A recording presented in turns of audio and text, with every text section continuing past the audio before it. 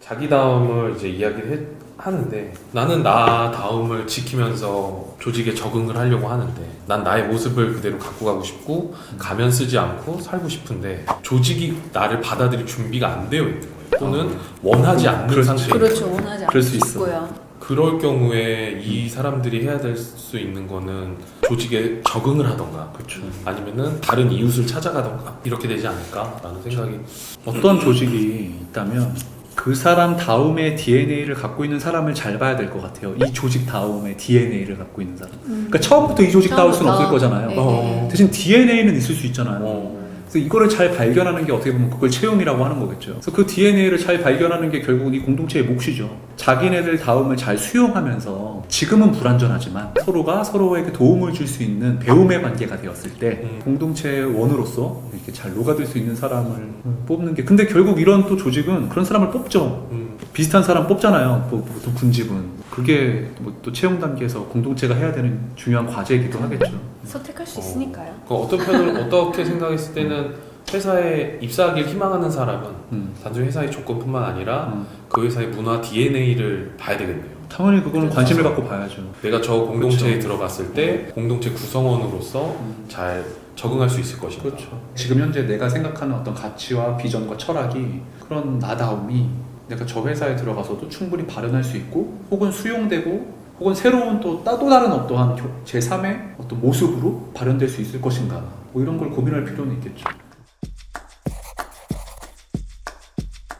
이런 것도 중요해요. 만약에 내가 어느 조직 공동체에 들어갔어. 그래서 나는 그 공동체니까 나다운 모습을 막 발현했는데 여기서 수용을 못해. 그러니까. 근데 그걸 잘 봐야 돼요. 진짜 여기서 정말 수용을 못하는 건지 나의 행동이 누군가에게 불편함을 주는 건지. 그러니까 이 불편함을 준다는 얘기는 뭐냐면 이 공동체가 추구하는 가치가 있는데 그 가치를 벗어나고 이 사람이 행동하고 있다는 걸지도 모르잖아요. 그렇죠.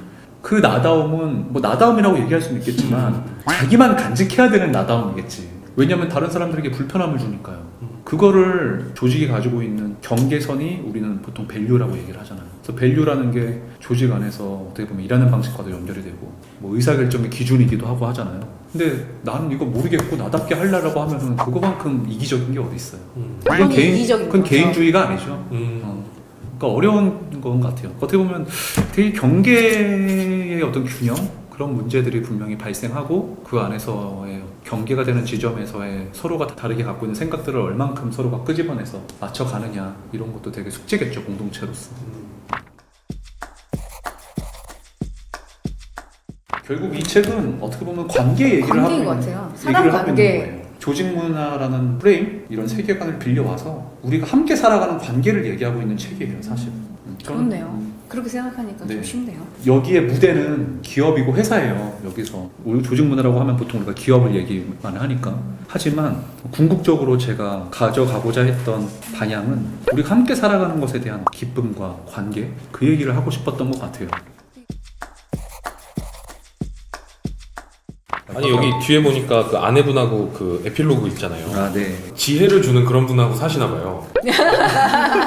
주고 받는 거죠. 주고 받는 네. 건가요? 그런가요? 근데 아내가 사실 진짜 저한테 약간 뮤즈예요. 아내가 사실 저보다 이 세상을 이해하는 어떤 깊이가 더 깊은 것 같아요, 제가 보기에. 그리고 아내가 되게 때마다 좋은 아이디어도 주는 것 같아요. 이런 어떤 제가 하는 일이나 뭐 어떤 컨텐츠를 만든다거나 이런 일을 할 때 아내랑 상의를 많이 하는 편이기도 해요.